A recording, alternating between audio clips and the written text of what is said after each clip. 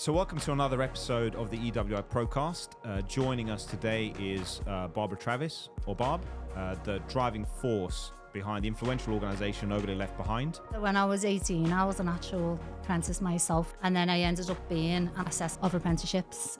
Barbara's dedicated her career to championing inclusive practices and ensuring all individuals have equal opportunities to strive regardless of their backgrounds or where they come from. Nobody Left Behind delivers sport, education and employment services. Well, listen, I see you as a visionary. Do other people see that in you as well? Yeah. You just say I'm driven, but when you're in the education and the employment business, everything is a million miles an hour. As an organisation, we feel that education is a massive thing we have to be involved in. I have been in education for years. I find it so rewarding to be in. Barb, welcome to the EWI ProCast. It's fantastic that you're with us today. Over to you. Oh, thank you very much for having me.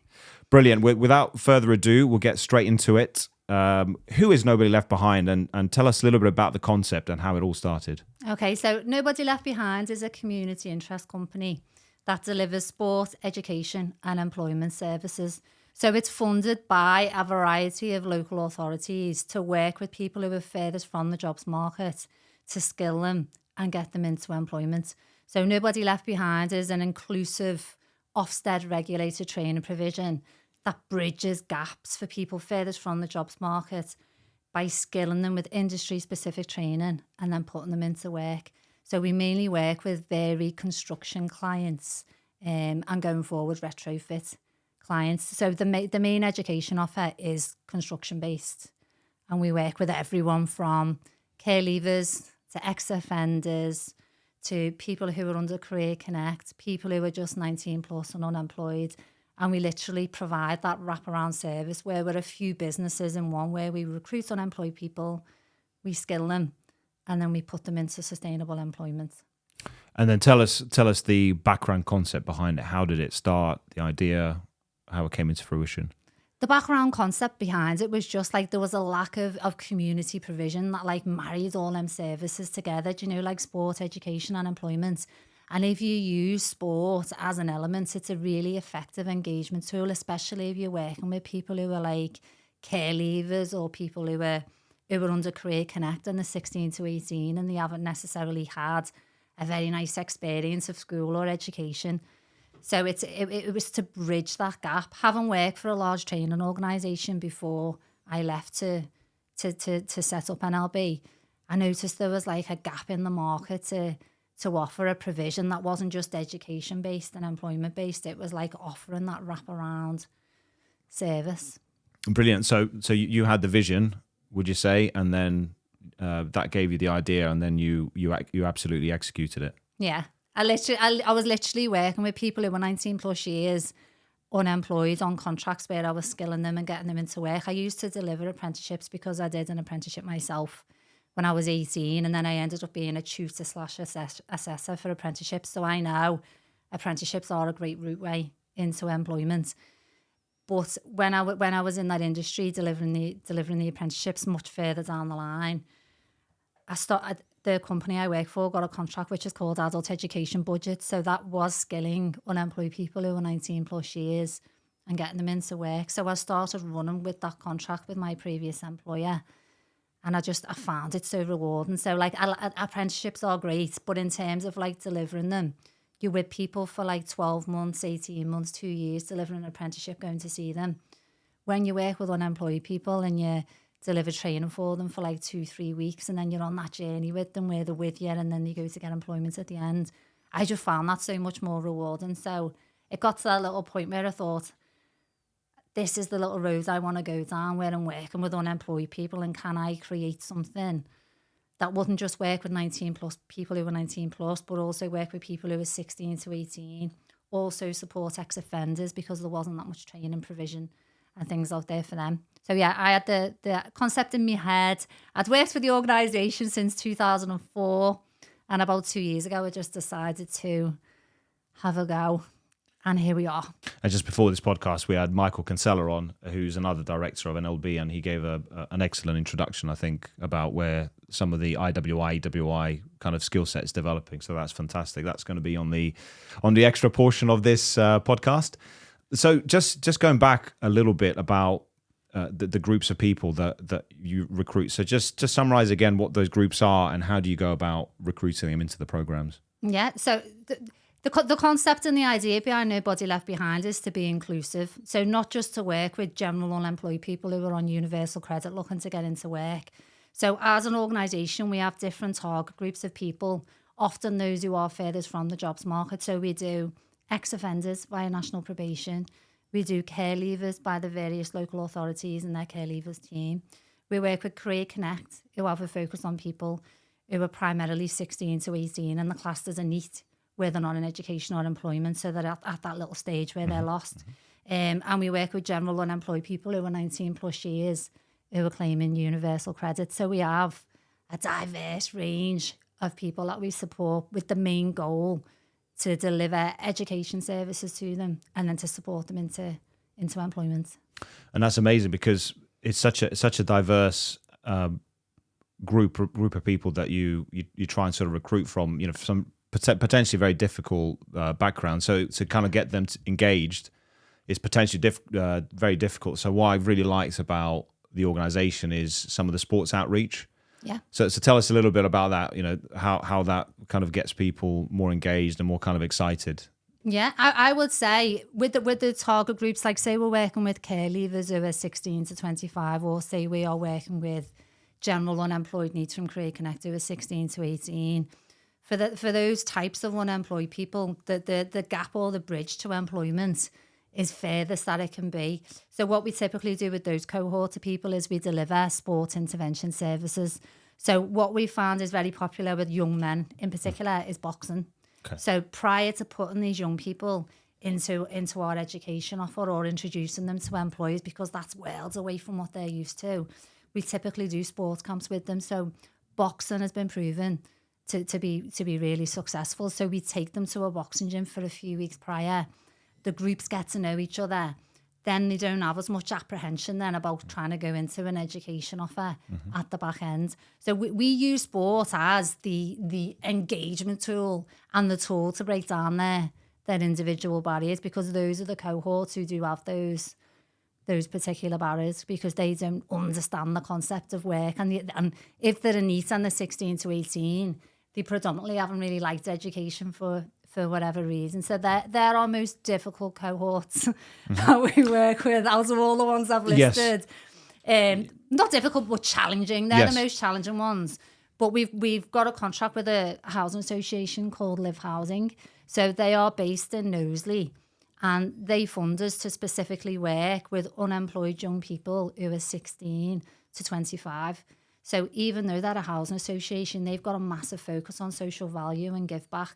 So they funded us to operate that model that's existing now for that age group, where we work with Knowsley specific residents.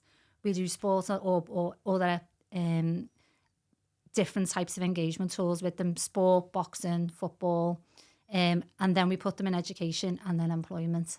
So you touched on a lot about the male groups, but tell us a little, so which is kind of quite dear to us, and things we're promoting is women in leadership and getting more women involved in construction and green skills. How do you you've talked about the boxing and the male side. What about the women? What gets them, you think, engaged, or what in the programs gets them kind of particularly sort of interested?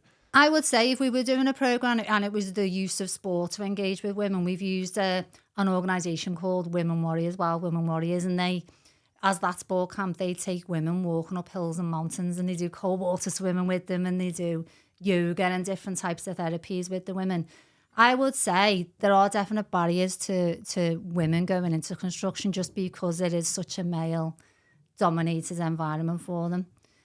But we have done female-only cohorts before, where we've done sport, education and employment, and we've placed people into employment with organisations like Colas. So they're like a big civil engineering organisation, and they do the roadworks and whatnot.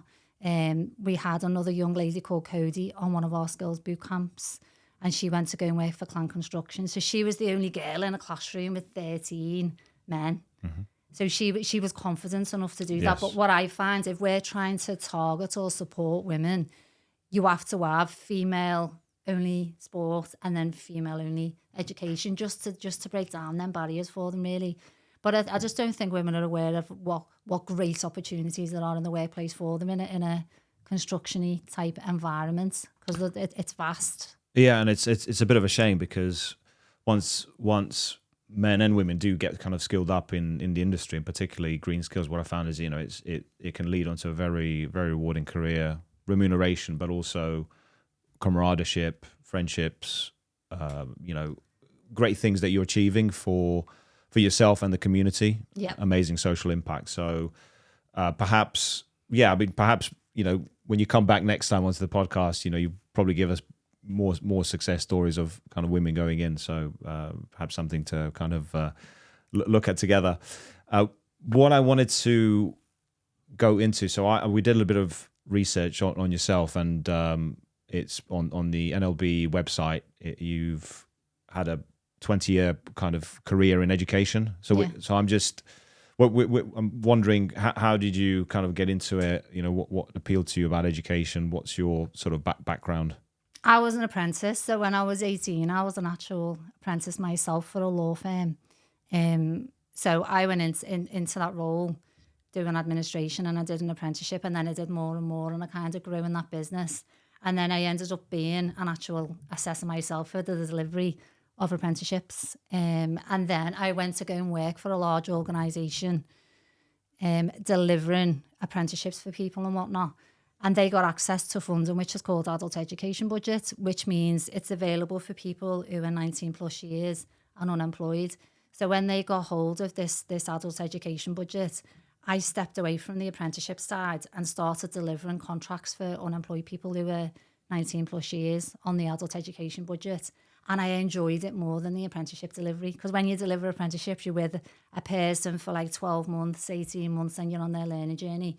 But when you work with unemployed people and you're delivering skills and qualifications, that's like changing their lives, and you're getting them into work, and you're seeing the confidence growing and stuff. I just got more enjoyment out of that side of education. So when I worked for that organisation, I just thought I feel like I want to leave and set something up that does focus just on unemployed people, and that gives them these opportunities, because I found it so rewarding. And it was scary to do, because you've been, yes. I'd worked in an organisation from like 2004, and I only left not that long ago. So when you've kind of taken that step and thinking you want to set something up, but I just seen like there was a gap there. I was only working with people who were 19 plus and unemployed. And I thought there's that gap in provision for people who are 16 to 18 who aren't in education or employment, if something was available for them and stuff. And then certain ex-offenders that would be referred to the programme, who were like on probation and stuff, they were excluded from some of the training because other people in the groups weren't ex-offenders. And I thought NLB could skill ex-offenders and just do ex-offender cohorts so it overcomes that issue. So yeah, I have been in education for years. I don't really know anything else, but I find it so rewarding to be in.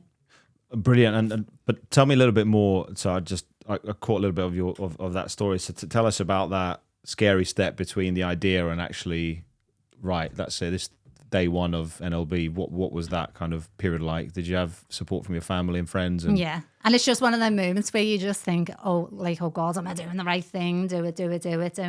But it is challenging and it is hard. Like when you first set something up, and it is community-based, and it's working with unemployed people, and it's education, there's lots of different provisions out there that offer them services, whether it be like engagement, employment support, education, but there aren't many where it's all married into one business, which is what NLB is basically, because it offers every little step of the way. So it was scary, and it is stressful. Even now it's stressful, because it's like times are changing, industry you're scaling changing. it up as well. We're scaling it up. Yeah. We're figuring out new things to do. But it's the best move that I ever did. So like the building now, we've took over an old Remploy building. So Remploy are like a huge organisation, and NLB's like got all the bottom floor there, where we've got the education suites, the classrooms, the construction pods, EWI and IWI stands on the far end. So I do know it will go from strength to strength, but I just think you've got to take them chances, haven't you? And if you feel like you've got like a little vision inside of you and you can make it work, then you make it work. And tell us a little bit about the wider team. So obviously, it's a team game as well. So you are definitely the visionary behind it. But how did you sort of initially get people around you to kind of deliver on that goal? I mainly had associates to begin with. So, people who weren't on PAYE and they were just associates work with me like on subcontract basis as we did different projects and things. And then as the business grew and as things got more successful, I was then able to take them on full time. I was able to say, do you want to come with me and we do this full time? So now we are still quite small. We're not as big as you'd like us to be, but we've got a team of office staff. We've got the trainers. We've got a retention lead. We've got a recruitment lead. Everything's in place for the types of contracts that we've got now. But as we scale and grow, we will be taking more people on. But it feels like a business that's full of the right people who want to be there for the right reasons. They care about the learners. They care about the delivery. And that's why we do well in what we do, and we get the contracts that we get and we get the outcomes that we get because we care about seeing the unemployed people go on that little journey with us.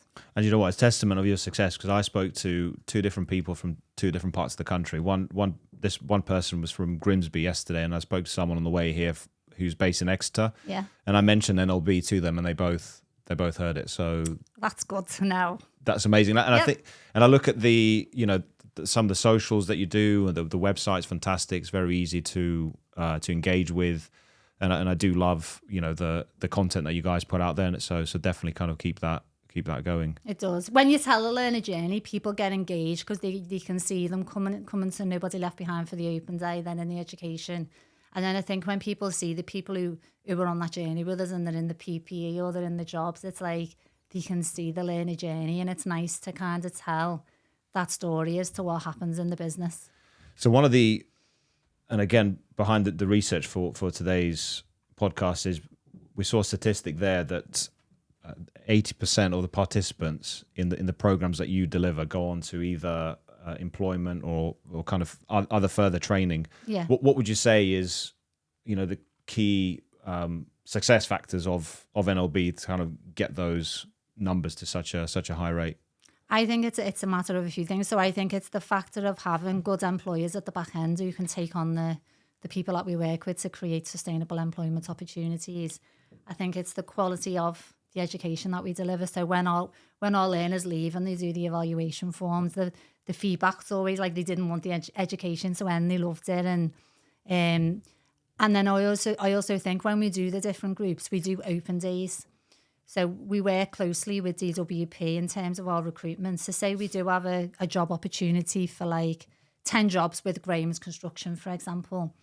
We will advertise a post via DWP stating the employment offer, what the educational package will be, and we invite unemployed people to an open day.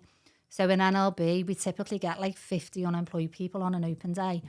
I'll be at the front where I'll be explaining what NLB is, what we do, what our education offer is. I'll have a tutor with me, and then we'll have the employer there as well. So when we have all these unemployed people in the room, we clearly like set the expectation. So we say, you need to be with us for 3 weeks. Your attendance, your punctuality, your timekeeping, your willingness to work is important. And we tell them all that type of thing. And then they hear about the actual education opportunity from the employer. And then we say to like the 50 people, if you don't think this is for you, you're free to go because you're not mandated to be here. It's like optional. And I would say some people leave them because they can't commit to the time or haven't seen the employer and learn more about the job. They don't want to do it. Mm-hmm. So you typically end up with a really good pool of people because you've kind of like pre-vetted them first and you've set the expectations. So like in NLB as well, we don't get funding to like feed the learners like type of thing. You get funding to deliver your education and your outcomes. But we've got a facility with a big kitchen there. So we make it so it's like a home from home. So when the learners come in, they can have the breakfast, there's toast and stuff in there. On the last days or whatever, you get them a Domino's pizza, they have sandwiches. But it's like, it makes that learning experience nice. And then I think when it comes to the end stage then, and they've got their interviews and they're looking for the employment, not only do they feel like they don't want to let themselves down, but they don't kind of want to let you down because you've looked after them so well. So it's like, it's nurturing them and looking after them in a nice way and creating that pathway to employment, but doing it in like a meaningful way where they enjoy the experience with us. No, that's amazing. That's a great kind of insight into it. But a bit of a kind of insight into you, because it all sounds absolutely manic. And because you're at sort of that scaling up stage again. Tell us what a Barb Travis typical Monday to Friday looks like. It's literally a centre full of people who are either in having the training, or we have employer engagements. Because you're at the front lines, you're out there promoting it, aren't you? Yeah. As well as in the background setting the pillars up and all the infrastructure. Yeah, it's just very fast paced because you've got to keep an eye on your contracts, you've got to keep an eye on your recruitment, you've got to try and line up more jobs. We're Ofsted regulated as well, so we're like you're subject to Ofsted inspections and stuff.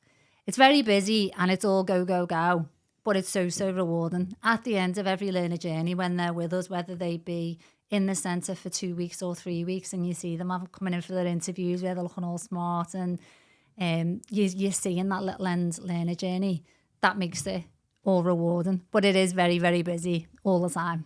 and are some of the students or candidates, are they giving you sort of feedback months afterwards saying, we have ones who come in like in the work clothes and like they come in like a few weeks later and they say, I just want to like come back in to say being with you has like changed my life. Like I was on benefits and I couldn't afford this and I didn't have that, and it's like it's like changed my life. And they come in with chocolates for you and cards and flowers and stuff. It's like they're really appreciative to have been took on that type of journey, because I think unemployed people sometimes get mandated to do training and things just to like to tick a box to show that they're trying to do something whilst they're on benefits. But with ours, it's not mandated, it's optional.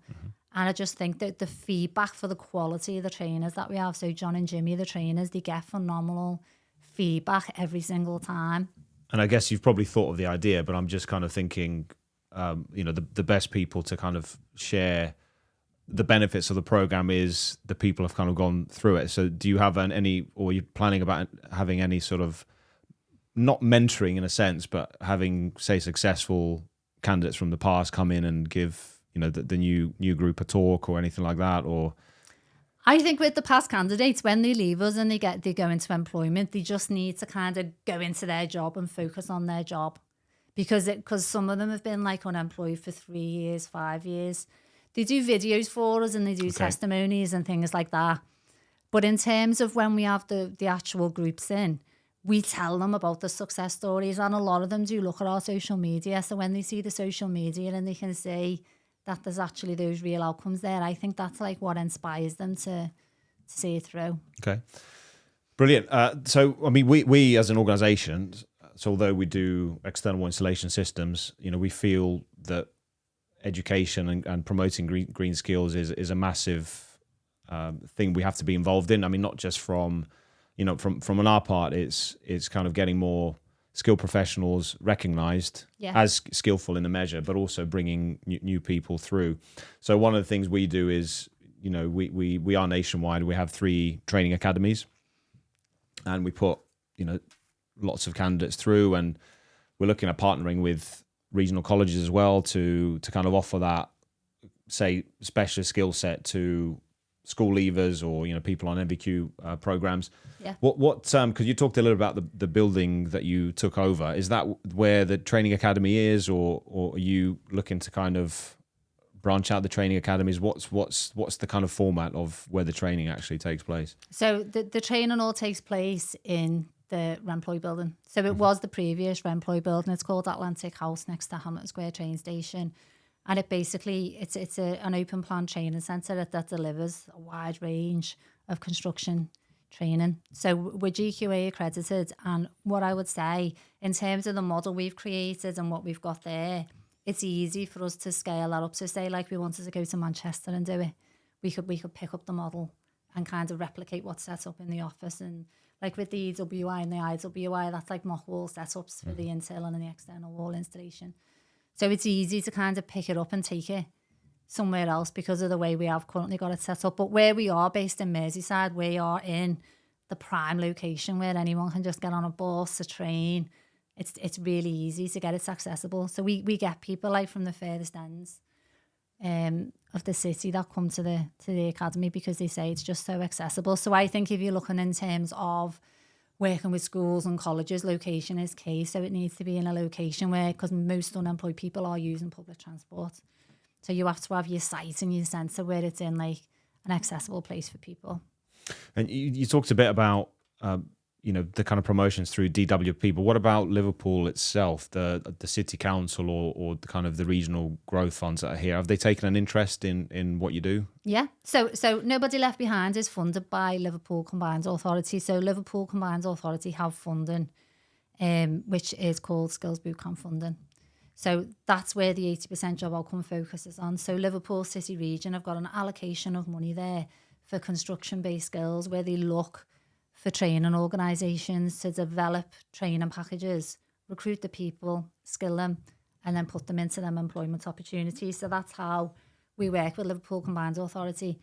And NLB as well is recognised for social value excellence. So do you know, like when people are doing tenders and bids for the local authority and the council, and they like 15 or 20% of the bid, they have to say what they're going to do to demonstrate social value. We get a lot of people who are working with these council-led contracts who name NLB as part of their tender, where they say, I will take on 5 ex-offenders or I will take on 5 unemployed people. And then that supports them in winning their contracts, and it supports us in our partnership with the council in terms of the jobs, because they can apply social value through us, through the cohort of people that we work with. No, brilliant. And where do you see it sort of in the future? How do you sort of see it scaling up? Do you see it going out beyond Liverpool into other city districts? Definitely. I think Manchester would be a great area for us to branch out into. I would say in Liverpool at the moment, we're kind of going down the road more of doing the retrofit training, less of the construction-based training, because at the moment, construction-based jobs have gone quiet due to the elections, due to the interest rates. Everything's kind of poor. A lot of the construction work at the moment on pause. So I would say at the moment, we're focusing on the young people delivery, which is a live housing contract, and we're also funded by the police. But long term, we're thinking of maybe offering like study programs. So do you know, like where you talked about where you were saying you might go down the route where you're supporting people with apprenticeships and whatnot. Yes. A study program is like the step before an apprenticeship program. So we could be a centre as well where we have young people in for like a month duration, you know, rather than it being a few weeks, more like a couple of months. So we're probably looking down the study program route, and we are looking to expand to other areas. But yeah, at the moment, we're just focusing on, we've got to focus where the jobs are, because that's what we're good at, and getting the people into employment. So at the moment, it's all retrofit and the green skills. So that's our focus now.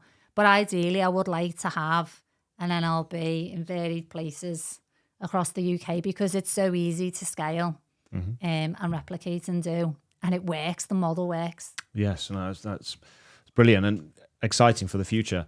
And talking about the future, let's say we go into the future, say 10 years' time, where do you see Barb Travis being in 10, 15 years' time? Hopefully retired. Don't say that. You need to take a nationwide, you know. I'm joking. Yeah. I think nationwide delivery, yeah. So nationwide delivery would be a goal for 10 years down the line. I would say as well for the future, for NLB, we have looked at other avenues as well in terms of like offering more support to care leavers and stuff by looking at housing, you know, like social housing solutions. So I think 10 years down the line, we'll still have NLB as it is. It will be in different geographical areas, but the business will have other stems that come from it as well to meet other needs, you know, like other gaps that need plugging. Well, listen, I see you as a visionary. Do other people see that in you as well? Yeah, people do say that. What sort of plaudits and qualities? What do people sort of say about you? They just say I'm driven. So they say like you're driven and you're very like goal orientated and you're passionate to get to where you want to be.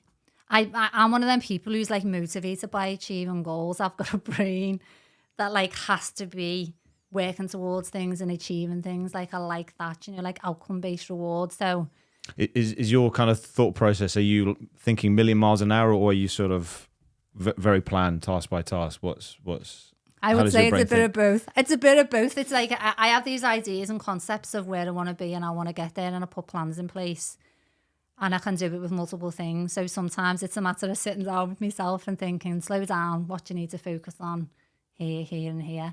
But when you're in the education and the employment business, everything is a million miles an hour. And 1 week you can have this funding in place and this model in place, and then that can change due to like a cut in funding or a change in legislation or whatever it may be. So you've always got to be like diverse in your approach with things and not be so like stuck on how you do things. I just want us to keep improving the education offers and find new things and new ways to develop the existing offers that we've got. Well, Barb, listen, that has been an absolutely fascinating insight into Nobody Left Behind, and, you know, the motivating drivers behind it, you know, what you've achieved so far, kind of some of the scale up plans. What we'd love to do in possibly a year's time or a little bit further down the line, we'd love to kind of have you back, and, you know, you can sort of share some more stories and some more kind of things you've taken it out to, more growth plans, particularly the stuff around the green skills. That'll be really, really fascinating because, you know, I firmly believe, you know, what you're doing, you are an absolute key cog into the future skills and green skills delivery in Northwest, but hopefully nationwide. Inspirational leader, and, you know, we just want to kind of see you go from strength to strength, have that success, and hopefully the future's bright. And thank you for being with us today and giving us your time. Oh, thank you for having me. Pleasure. Brilliant. Thank you.